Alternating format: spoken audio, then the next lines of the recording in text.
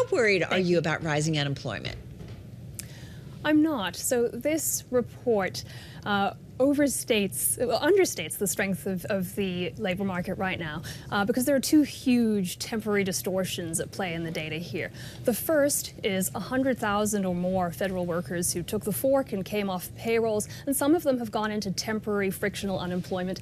And the second big distortion in this report is the Schumer shutdown, which forced 900,000 federal workers off the job, but it also led to weakness in the private sector because it forced work stoppages for federal contractors and led to temporary layoffs there. So I expect the unemployment rate to jump back down very soon.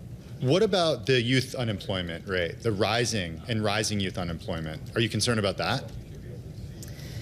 So, the unemployment rate is exactly where it was when President Trump first took office in his first term, and he has a track record of bringing it all the way down to 3.5%. We have a bigger challenge this time because of the Biden inflation hangover, which forced the Fed to slam the brakes on the economy, and that has hurt marginal workers the most. But we are setting the stage for a huge comeback in 2026 and beyond with the One Big Beautiful Bill Act, which has hugely stimulative policies. And you'll see those macro stimulative effects build into 2026. They are things like expensing, fast and accelerated, full and accelerated expensing for business investments, no tax on tips, no tax on overtime, no tax on Social Security. So, Julia, if I may just jump in, just because we only have about 5 minutes left here. So it sounds to you like that there's, and we've heard this certainly from guests here on Bloomberg, more liquidity coming into the market, things to support economic growth. It sounds like you said that the labor picture is actually better than what the data showed. So it sounds to me then that the Fed is correct, Jay Powell is correct in being, actually, forgive me, what you're sounding like you're saying is that maybe the Fed doesn't need then ultimately to be cutting rates, that things actually look pretty rosy for 2026. So I think the reason that employment growth, the job growth slowed so dramatically between mid-2022 and mid-2024 is that rates were high, and the longer rates stay restrictive, the more of the economy gets hurt. The more businesses have to refinance at double the rate, the more families go out there and try to buy a home and find that it's just unaffordable. So rates right now are still restrictive, and they are still a problem for much of the economy. But you said you weren't concerned about rising unemployment, so I'm a little confused. Well, the Fed has a dual mandate: full employment on the one hand and price stability. And this president has shown that his policies deliver both. In the first Trump administration, we had non-inflationary growth, and you can do that with policies that don't, throw fuel on the fire of demand and restrict supply, but do the exact opposite. So through deregulation, through reshoring incentives, we're going to see this labor market take off again, and in a non-inflationary way. Well, on the reshoring part of this, a motivation for reshoring, onshoring, imposing tariffs to bring back the Midwest, to revitalize what many consider the American dream. Secretary Bessent has said it's been harmed by global trade. The manufacturing industry, though, it keeps shedding workers. When can we expect the data to reflect progress that the administration is trying to make in restoring that American dream? So the economy shed manufacturing jobs for about 2 years before President Trump took office again.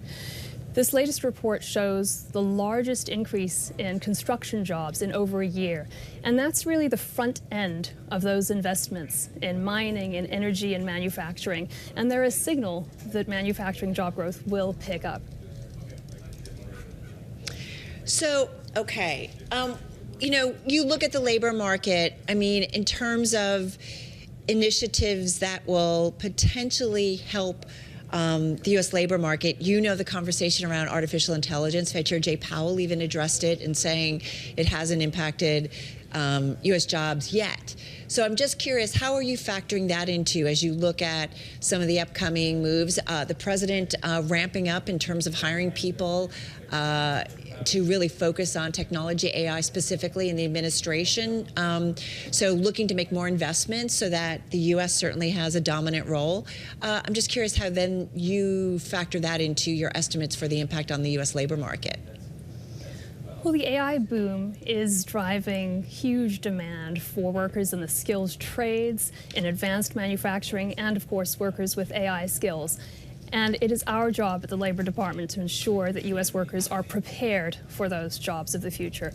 For the first time, labor policy and education policy are pulling in the same direction. We've aligned labor and education for the first time ever, and we are now focusing very heavily on getting workers access to job-connected training that sets them up for in-demand jobs and that doesn't push them to expensive degrees that leave them with nowhere to go.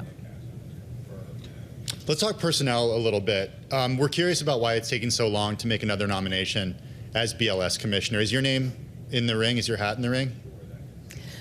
I have no idea. You'd have to ask the president that.